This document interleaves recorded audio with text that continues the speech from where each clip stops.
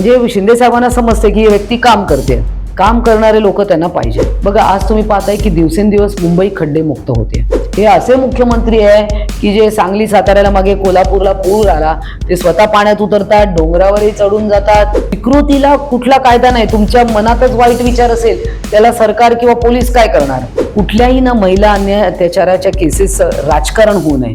नमस्कार मंडळी, मी माधवी वाडकर नवराष्ट्र मुंबईमधून तुम्हा सगळ्यांचं मनापासून स्वागत करते.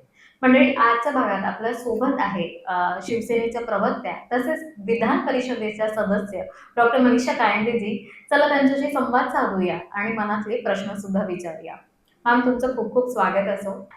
खरं तर आजचे प्रश्न आत्ताचे सगळ्यांच्याच मनात आहे, पण मला ना थोडं तुमच्याकडे म्हणजे तुमच्या इतिहासाकडे जायला आवडेल की तुमची सुरुवात राजकारणामध्ये कशी झाली. डॉक्टर मनीषा कायंदे यांची राजकारणात कशा जोडल्या गेल्या, घराची पार्श्वभूमी काही होती का राजकारणाची? तर माझे वडील राष्ट्रीय स्वयंसेवक संघाचे कार्यकर्ते होते. माझे दोन्ही आजोबा, आईचे वडील आणि वडिलांचे वडील, हे आमच्या घरी RSS राष्ट्रीय स्वयंसेवक संघाचं वातावरण होतं.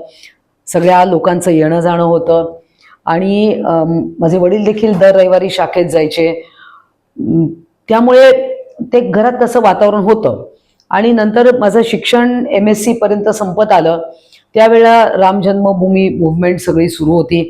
माझे वडील एक डॉक्टर होते. त्या डॉक्टर या पेशाने ते 3दा कारसेवेला गेले होते आणि 3ही वेळा तिकडे टीममध्ये डॉक्टर्स पाहिजे किंवा लोकांची शुश्रूषा करायला काही झालं वगैरे तर ते 3ही वेळा तिथे स्वतः उपस्थित होते. मला पण जायचं होतं. तिसऱ्यांदा जेव्हा ती बाबरी मशीद पाडली तेव्हा मलाही जायची इच्छा होती, पण माझा दुसऱ्याच दिवशी परीक्षा होती.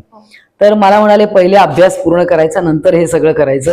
म्हणून मी माझं शिक्षण पूर्ण केलं आणि त्यानंतर 1992 मध्ये हळदी कुंकू आयोजित केलं होतं आमच्या वडाळा विधानसभामध्ये. त्यावेळेला त्याला नायगाव विधानसभा म्हणायचे. आणि त्यावेळेला जयवंतीबेन मेहता आल्या होत्या आणि त्यांचं भाषण ऐकून मी प्रचंड प्रेरित झाले. म्हणजे घरात ऑलरेडी राजकारण ते वातावरण होतं, राजकारणच थेट नव्हतं पण समाजकार्याचं होतं. आणि माझ्या वडिलांबरोबर मी अनेकदा मेडिकल कॅम्प्सला जात होते. विक्रमगड, वाडा, तलासरी, ट्रायबल एरियाजमध्ये मी पुष्कळ वेळा जात होते त्यांच्याबरोबर. त्यामुळे ते एक आवड निर्माण होती, ऑलरेडी आवड होतीच मला. तर नंतर मग जेव्हा ते हळदी कुंकाचा तो कार्यक्रम झाला त्यावेळेला जयवंतीबेननी मग डॉक्टर कायंदेंची मुलगी, तर मग आपोआपच मी त्याच्यात ओढलेच गेले. म्हणजे असं काय, आणि ते सगळं वातावरण तसं होतं, राम जन्मभूमी मुवमेंट वगैरे. त्यामुळे एक प्रेरणादायी वातावरण होतं सगळं. आणि तिथून सुरुवात झाली. मग छोटी मोठी जबाबदाऱ्या पक्षाच्या स्वीकारल्या, भारतीय जनता पार्टीच्या. मग महिला आघाडीची अध्यक्ष, मंडल स्तर म्हणजे तालुका लेवल, मग जिल्हा लेवल. मग त्याच्यानंतर 1997 मध्ये मी कॉर्पोरेशनला पहिल्यांदाच उभे राहिले मला. परंतु तिथे काय झालं की 250 मतांनी माझा पराभव झाला. तर तो इतिहास जरा वेगळा आहे, तर तुम्हाला तो मेन्शन करायचा तर करू शकता किंवा तो आपण पराभव झाला पण तो तुम्ही कशा पद्धतीने? तो नाही, म्हणजे ठीक आहे, कारण मी पहिल्यांदाच उभे होते. परंतु मी तुम्हाला सांगते एक रेफरन्स म्हणून, रमेश किणी खून प्रकरण त्या वॉर्डात, म्हणजे रमेश किणी त्यांची बिल्डिंग शीला किणी त्या मतदारसंघात होत्या. तो विषय तेव्हा हायलाईट झाला असा. आणि शिवसेना भाजप एकत्र लढत होती त्याच्यामुळे त्याच्यावर परिणाम झाला, कारण शीला किणी त्याच मतदारसंघात राहत होत्या आणि ते थोडं मग शिवसेना भाजपच्या विरोधात ते वातावरण गेलं. आणि 250 मतांनी माझा पराभव झाला. नंतर थेट 2009 मध्ये मी विधानसभा लढले, सायन कोळीवाडा मतदारसंघ. तेव्हा मनसेची लाट होती, तर त्यावेळी माझा पराभव झाला. मग नंतर मी 2012 मध्ये शिवसेनेत आले. 12 मध्ये आल्यानंतर 14 मध्ये प्रवक्ता, नंतर शिर्डी साई संस्थांवर सदस्य आणि त्यानंतर 2018 मध्ये विधान परिषदेवर मला पाठवण्यात आलं. तुम्ही तसं म्हणाल की सुरुवात तुमची बीजेपी? बीजेपीतच अनेक वर्ष. म्हणजे बीजेपीच्या खूप, जेव्हा भाजपला खरंच लोक एवढे मतदार नव्हते, ओळखत नव्हतं, कमळ चिन्ह पण अगदी खूप काही रुजलं नव्हतं लोकांच्या मनात, आणि लोकांना तेव्हा जनता पार्टी माहित होती आणि जनसंघाचा दिवा ते. त्यामुळे हे सगळं म्हणजे अनुभव कसा असेल, म्हणजे बीजेपी मधून शिवसेना आणि आता शिंदे बीजेपी कडनं मला भरपूर, म्हणजे ज्याला एक कार्यकर्ता कसा ट्रेन होऊन निघतो तावून सुलाखून, म्हणजे अभ्यास वर्ग ऐकून ऐकून करून करून, त्यामुळे मला जे ट्रेनिंग आणि एक डिसिप्लिन माइंड जे पॉलिटिकल मध्ये लागतं, एखादा राजकीय कार्यकर्ता जसा डिसिप्लिन पाहिजे, जसा ट्रेंड पाहिजे, ते सगळं मला भारतीय जनता पार्टीकडून. तुम्ही शिवसेनेत आता शिवसेनेत मध्ये काम करायला भरपूर स्कोप आहे आणि शिंदे साहेबांना तर त्यांच्यासारखेच काम करणारे कार्यकर्ते पाहिजेत, त्याच्यामुळे आम्ही काम करतोय. आणि माझी 6 वर्षाची टर्म आता संपली, शिंदे साहेबांनी पुन्हा संधी दिली आहे. पुष्कळ फरक आहे, म्हणजे तिकडे खूप असं वॉटर टाईट होतं उद्धव ठाकरेंच्या इकडे, म्हणजे ना फ्रीडम नव्हतं काम करायला. इथे पुष्कळ फ्रीडम आहे. म्हणजे शिंदे साहेबांना समजते की ही व्यक्ती काम करते, काम करणारे लोक त्यांना पाहिजेत, काम करतायत, जास्ती इंटरफिअरन्स नाहीये काम करताना, फ्री माइंडनी काम करत. आता तिकडे पण मी प्रवक्ता होते, पण कधी आयुष्यात प्रेस कॉन्फरन्स घ्यायला संधी मिळाली नाही, पण इकडे आम्ही प्रेस कॉन्फरन्स घेतो. मग प्रवक्ताचं काम काय, प्रेस कॉन्फरन्स घेतली पाहिजे, मीडियाशी इंटरॅक्शन केलं पाहिजे. तर म्हणजे इथे तुम्हाला हो, इथे आम्ही म्हणजे आता बघा ना, 14 ते 18, पण 18-19 नाही, 14 ते 2023 इतके वर्ष मी प्रवक्ता होते तिकडे सुद्धा, पण कधी प्रेस कॉन्फरन्स नाही, बाजूला बसायची सुद्धा संधी नाही, आम्ही दूर उभे राहायचो. हा फरक तुम्हाला पूर्णपणे पुष्कळ. आणि कसं आहे, तुम्ही प्रवक्ता म्हणून प्रेसला जेव्हा फेस कराल तेव्हाच तुम्ही तयार होणार ना.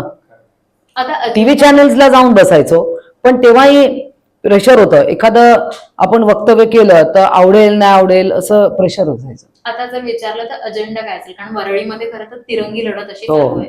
सो ही जी लढत आहे ही तुम्हाला किती विश्वास आहे की ही लढत चांगली होईल? नाही, लढत चांगली होईल आणि आम्ही जिंकू. मिलिंद देवरा एक बघा, त्यांचं प्रोफाईल चांगलं राहिलेलं आहे, खासदार म्हणून त्यांनी 2 वेळा केंद्रीय मंत्री पण राहिले आहेत. त्यांची पण पार्श्वभूमी जी आहे, त्यांचे वडील हे मुरली देवरा हे शिवसेनेच्या सपोर्टनेच अनेक वेळा जिंकून आले आहेत, महापौर झालेले आहेत. त्यामुळे शिवसेना आणि देवरा कुटुंब यांचं नातं खूप जुनं आहे, नवीन नाही आहे, आत्ताच आले असं नाही आहे. आणि त्यामुळे एक शिकलेला चेहरा,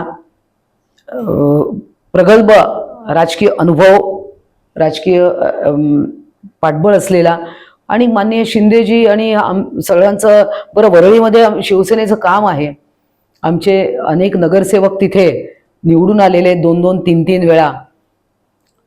दुर्दैवाने तिकडे ज्या माजी महापौर वगैरे आहेत ते सर्व, त्यांच्यावर कशा कशा प्रकारचे आरोप आहेत. आणि मुळात म्हणजे वरळी हा मतदारसंघ, याच्यामध्ये खूप मिक्स्ड सगळी लोक आहेत, सर्व जाती धर्माची लोक आहेत. त्यामुळे तिथे काम करत असताना जुन्या चाळी, बरं आता तिथे पोलीस क्वार्टर्स आहे, BDD चाळ आहे, याचे झपाट्याने निर्णय घेतले आहेत, झपाट्याने निर्णय मान्य शिंदेजींनी घेतलेले आहेत, सगळे रिडेव्हलपमेंटचे विषय. त्याचा नक्कीच आम्हाला फायदा होईल. पण काही स्ट्रॅटेजी, काही याचा विचार डोक्यात ठेवलाय का की ह्या काही योजना आपण नवीन आणायच्या किंवा आणणार आहात असं काही? नाही, बघा, ओव्हरऑल मुंबईचं इन्फ्रास्ट्रक्चर, आता कॉन्क्रिटायझेशन ऑफ रोड्स जे झालं, या सगळ्या, बघा आज तुम्ही पाहताय की दिवसेंदिवस मुंबई खड्डेमुक्त होते, ज्याच्यावरून नेहमी मुंबईची खिल्ली उडवली जायची, ती मुंबई खड्डेमुक्त होते, कॉन्क्रिटायझेशन होत आहे. डीप क्लीन सारखे मेजर्स घेऊन मुंबईची हवा शुद्ध करण्याचा प्रयत्न, स्वतः मुख्यमंत्री उतरतात. हे असे मुख्यमंत्री आहे की जे सांगली साताऱ्याला मागे कोल्हापूरला पूर आला, ते स्वतः पाण्यात उतरतात, डोंगरावरही चढून जातात. इर्शालगड सारखी दुर्घटना झाल्यावर म्हणजे ते काही म्हणजे पुढे मागे विचारच करत नाही की आपण मुख्यमंत्री आहोत, ते एक सामान्य कार्यकर्त्यासारखे रस्त्यावर उचलतात. आपण म्हणतोय की विकास योजना होत आहे किंवा रिडेव्हलपमेंट होते, डेव्हलपमेंट होते, पण त्यासोबतच ट्रॅफिक हा विषय फार महत्त्वाचा वाटतोय. आता हे ट्रॅफिक ईज करण्यासाठीच आहे ना, कोस्टल रोड आता तुम्ही पाहत असाल, बऱ्यापैकी मरीन लाईन्सचा रस्ता फ्री झालाय, आता तुम्ही प्रवास वेगवान होतो. आणि अजून हे सगळे प्रोजेक्ट, मेट्रो बघा, 3 वर्ष मेट्रो 3 रखडली, आता मेट्रोने लोक प्रवास करायला लागले. दुसरी अर्धी जी अंडरग्राऊंड लाईन पुढची ती पण पूर्ण होईल, जी BKC पासून जी कोलाबापर्यंत आहे ती पण लवकर पूर्ण होईल. त्यामुळे मुंबई आता हळूहळू ट्रॅफिक म्हणजे मी असं म्हणू शकत नाही की पूर्णपणे ट्रॅफिकची, पण निदान 50% तरी व्हायला पाहिजे. अर्थात लोकांनी हे सगळे मेजर्स वापरले पाहिजे. म्हणजे पब्लिक ट्रान्सपोर्ट हा, आता बसेसचं पण बघा, चलो ॲप आहे, त्याच्याने पण सुविधाजनक झालंय. BSTच्या बसेस आहेत त्याच्याने, आणि मुख्य म्हणजे मेट्रो, जेव्हा सगळे मेट्रो लाईन्स, 14 मेट्रो लाईन्स आहे मुंबई आणि MMR रिजनमध्ये, या पूर्ण झाल्यावर खूप मोठा फरक पडणार. खरं तर मुख्यमंत्री वेगवेगळ्या योजना आणतात, हो महिलांसाठी जास्ती करून हो आणतात. हो. तर महिलांच्या सुरक्षतेसाठी असा काही कायदा येऊ शकेल का, की आजही ज्याच्यामुळे कुठलाही माणूस एखाद्या महिलेसोबत काही अत्याचार करताना तो 10 वेळा आधी विचार करेल, कारण त्या कायद्यामुळे. बरोबर. नाही बघा, कायदा आपल्या जागेवर, आत्ताचे पण कायदे खूप स्ट्रिंजंट आहेत. म्हणजे पनिशमेंट्स तुम्ही बघितल्या तर पनिशमेंट्स आहे. आपल्याला काय करायचं आहे तर कन्व्हिक्शन रेट वाढवायचा आहे. यासाठी फास्ट ट्रॅक कोर्ट्सची निर्मिती हा एक मोठा विषय आहे. ते पण आता मध्ये 2-3 कोर्टांचं पण नूतनीकरण किंवा त्यांचं नारळ वाढवण्याचे कार्यक्रम झाले. परंतु आता ही एक मानसिकता आहे, विकृती आहे. या विकृतीला कुठला बघा, विकृतीला कुठला कायदा नाही. तुमच्या मनातच वाईट विचार असेल, त्याला सरकार किंवा पोलीस काय करणार? परंतु पोलिसांचं काम आहे की गुन्हा झाल्यावर लवकर आरोपीला पकडणं, लवकर केसचे चार्जेस फ्रेम करणं. तर शक्ती कायदा, तो शक्ती कायद्याचा, मी स्वतः त्या समितीमध्ये होती शक्ती कायद्याच्या, तर त्याच्यामध्ये ते जो कालावधी आहे चार्जशीट फाईल करण्याचा, तो कमी केलेला आहे. 3 महिन्यापासून 1 महिन्यावर आणलेला आहे. परंतु कोर्टात जेव्हा केस उभी राहते तेव्हा अनेक वेळा जे आरोपी सुद्धा किंवा जे विक्टिम आहे ती हॉस्टाईल होऊ नये, किंवा साक्षीदार हॉस्टाईल होऊ नये. अनेक गोष्टी असतात. जेव्हा ती केस कोर्टात उभी राहते तेव्हा जजच्या भूमिकेतून पाहिलं तर पूर्ण न्याय करावा लागतो. पण मला असं वाटतं की ही विकृती कमी करण्यासाठी आता लहान लहान मुलींवर असे अतिप्रसंग होतात आता, आणि ते होतात कोणाला. आता निश्चितच आपण बदलापूरचाच विषय घेतला तर आता तो सफाई कर्मचारी मुलींच्या साठी बाईच ठेवायला पाहिजे होती. इथं अक्षम्य अपराध आहेच त्या शाळेच्या वतीनं. परंतु अशा काही गोष्टींमध्ये निश्चितच सुधारणा झाली पाहिजे. तसे आता 112 सारखे हेल्पलाईन नंबर्स आहे, तर हे सगळे निश्चितच फायद्याचे ठरलेले आहेत. विरोधी पक्ष खूप ट्रोल म्हणा किंवा काही ना काही गोष्टी बोलल्या जातात, तर त्यासाठी त्यांना काय उत्तर द्याल किंवा काय सल्ला त्यांच्यासाठी? बघा, कुठल्याही ना महिला अन्याय अत्याचाराच्या केसेस राजकारण होऊ नये. कारण हे कुठलंही सरकार असो, या गोष्टी घडलेल्या आहे, घडू नये, पण त्या घडलेल्या आहेत. त्याच्यावर पोलिसांचं काम खूप महत्वाचं असतं आणि कायद्याची अंमलबजावणी, ह्या 2 गोष्टी असतात.